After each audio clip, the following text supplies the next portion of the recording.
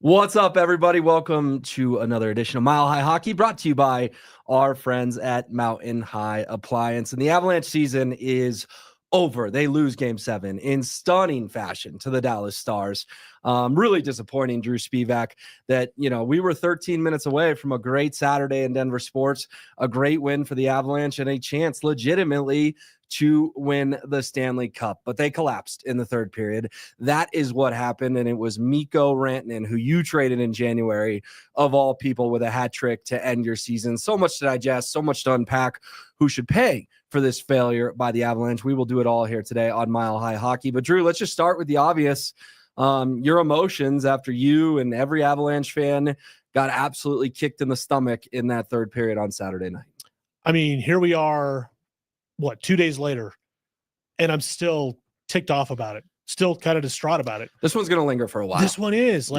You could sit here and make the argument that this is probably the worst loss in Avalanche team history. I mean, I'm trying to. They had some bad ones in the late 90s. They had some bad ones there, but it's just like the way that this went down, giving up a 2-goal lead with 13 minutes to go in the third period in a game in which, like you were most of the series, you were the better team.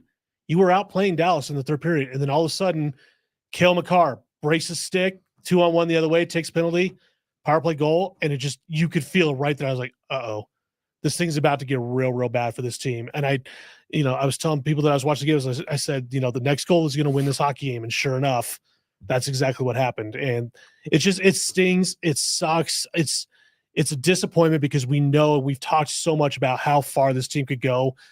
And I'm looking at the second round, seeing Winnipeg just barely squeaking by St. Louis in a wild game last night, going, the Avalanche would have dominated Winnipeg in this. They would have scored round. 5 goals a game on Connor Hellebuyck, man. It stings so much to know that this thing is done, and now there's so many question marks going into the off season. It's kind of like where do you even start with it, Yeah, and I think where you have to start is the Mikko Rantanen trade, and I know that's going to be a tough narrative for a lot of people, and I know Chris McFarland, the Avalanche GM, didn't trade him to Carolina, or didn't trade him to Dallas. He traded him to Carolina. But to me, Drew, and I said this with Mike Evans throughout the year, I said it on 104.3 The Fan, it was the time. I mean, they had 6 weeks left to do a deal. Guess what? If you trade him to Carolina on March 3rd, March 4th, whatever the deadline was, he doesn't play for the Dallas Stars right now. He doesn't end your season. But by doing it 6 weeks early, I thought McFarland kind of panicked. And Mikko has 8 points in the final 2 games, 2 4-point periods. And when it's 2-2, who commits the penalty? Jack Drury, who was in the Mikko Rantanen trade. Mikko finishes the series with 12 points. Marty Necas has 1 goal, 5 points. He was the centerpiece of this deal. I know it's not popular, but I do know some people agree, maybe 50-50, 40-60. But I think this gaffe by Avalanche GM Chris McFarland, along with guys like Brock Nelson and Charlie Coyle not really showing up in this series, should probably cost him his job. And I know you and I were on opposite ends of the spectrum with this trade, because I know how much you hated it and justified reasons for why you hated it. I was on the other end. I was totally fine with the trade, understood why they did it. Again, he got traded to Carolina. He didn't get traded to Dallas. It stinks that he ended up going to Dallas. It kind of is what it is. But I think the fact that Marty Necas was, I don't want to say a ghost in the series, but the fact that Marty Necas produced 5 points, I think, in the entire series. 5 points, 1 goal, yep. Yeah. It adds to the sting of what happened with Mikko Rantanen. And it wasn't like Mikko had a dominant series the whole way through. I mean, games 1 through 4, he was kind of MIA. Now, he made up for it games 5 through 7. In like a historical, massive way. He did. Like, he made a lot of history. You can read about that at denversports.com. He did. I mean, it was incredible to watch, and it sticks because if it's somebody besides Mikko Rantanen, like let's say Tyler Seguin did what Mikko did, we're not even having these conversations. No. But the fact is that with Mikko doing what he did, you could make an argument for Chris McFarland being on the hot seat. Now, I'm not somebody who thinks that he should be on the hot seat, because I think you look at the total body of work throughout the season.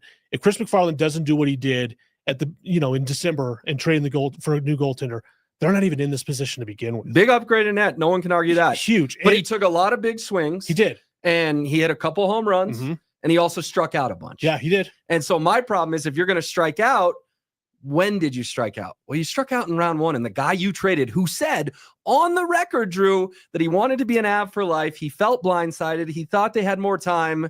that dude ended your season. This is pro sports. This isn't Little League. I don't like calling for people's jobs, but in this case, I think it's justified. Like, I don't know how we can have kid gloves with McFarland on this one. But I'm always going to back up my general manager that takes swings. Like, because you look at a lot of GMs around the league, they're afraid to take swings. They don't want to, get the bat off their shoulders. He swung multiple times throughout the season.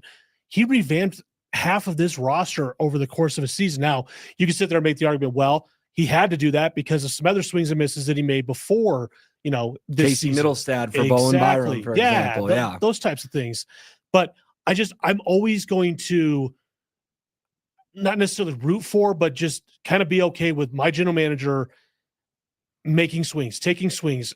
Sometimes it's not going to work out. In fact, you know what? Most of the time it's not going to work out. It's really hard to win a Stanley Cup. It's incredibly hard. It just, I would actually like to see what happens if they decide to run this roster back in the offseason, because I think you could make a strong argument that with only about a month and a half of this roster as whole, and really you only had 4 games of Gabe Landeskog in this whole thing, you could see them run this roster back next year and be competing for a President's Trophy spot where you're the 1 seed in the West and you're playing a wild card team in the first round, not in the situation where you're in a 3-5 matchup in the Western Conference with Dallas, being the 3 seed, the Avs being the 5th seed overall in the Western Conference. I just would like to see what they could do with a fully healthy roster that's been together for an entire season next year before I make any more judgments on Chris McFarland. I get it, man, but the season's done. Like, it is. You're talking about 13 months from now. Like, maybe I'll feel different in 6 weeks, Drew. I get it. But right now, I'm going to have a hard time watching the rest of these playoffs. Yeah. Like, this is a gut punch. This is the 96 Broncos against the Jags, 2012 Broncos against the Ravens, 09 Nuggets against the Wolves, 2024 Nuggets against the Wolves, 09 Nuggets against the Lakers. But what I'm saying is, like, people yesterday telling me I have perspective. You're not going to have perspective on this one probably ever. Like, do you have perspective about the Raheem Moore Broncos game? No, it still is one of the worst losses 13 years later. I think they could have had multiple rings with Peyton Manning as the quarterback if they didn't. Like, you even said off the top of this podcast, it may be the worst loss in the history of the franchise. So while I appreciate the fact that you're like, well, I just want to run it back, I want to see it, it's hard for me less than 48 hours after their season ended to be like, run it back. My gut, my emotional reaction as a fan is someone's got to pay for it with their job. And I think it's McFarland. Some people think it's Bednar. Well, I look at it this way. Was Chris McFarland responsible for the power play not showing up in this series? Well, Mikko Rantanen could have looked good on that power play. He could have, but guess what? Mikko Rantanen didn't look very good on the power play most of the regular season. I know, but it's regular season. He rose to the moments in the playoffs. He did, but I think the Avalanche lost the series for 2 reasons. Number one, I think it was the power play not showing up. Dallas's power play was just flat out better. And the goaltending, as good as Mackenzie Blackwood was in games 1 through 4, he fell off pretty significantly in games 5 through 7, while Jake Ottinger, I thought, was pretty dang spectacular in those 3 games. He was pitching a shutout for 47 minutes, and you said it yourself, the second Mikko goal, that wasn't Blackwood's fault. It went off Gerard's skate. It was not, but Ottinger stole the series. He did. I mean, Ottinger was the better goalie, but that doesn't mean I thought Blackwood was bad outside of moments in game 5. And I'm not saying they did, because I don't think Blackwood was bad either. I just thought his play tailed off, the last 3 games of the series, and that was a huge reason why they ended up losing this thing. Now, if you want to tell me that, you want to make some sort of change to the staff, like Ray Bennett, the assistant coach who runs the power play, you want to tell me you want to dismiss him because of all the power play failures in this postseason? I'm all for it. I'm all ears on that one. But I have a hard time replacing guys that have had so much success with an organization when you're in the middle of guys' primes. Because, I mean, I look at, like, head coaching wise, who out there right now is a better option than Jared Bednar? I know some people will bring up Sullivan. Well, he got hired with the Rangers. Oh, okay. He's gone. So you're talking about if you had acted quick. No, I'm kidding.